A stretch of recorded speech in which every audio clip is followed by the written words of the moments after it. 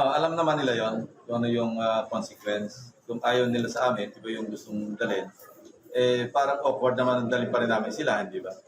So, it's a personal choice, no hard feelings.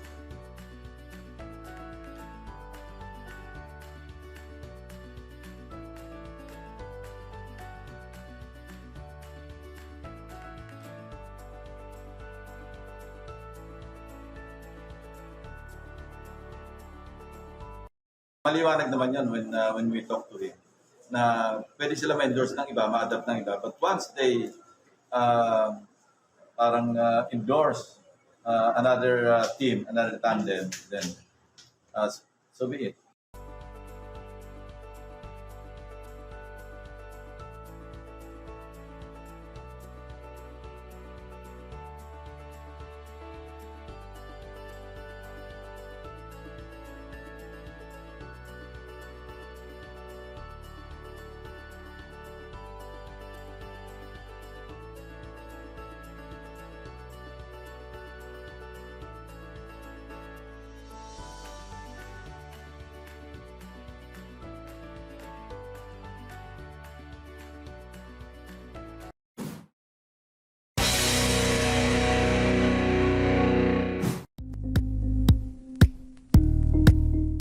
Thank you for watching Politico TV. Please like and subscribe to our channel for more videos.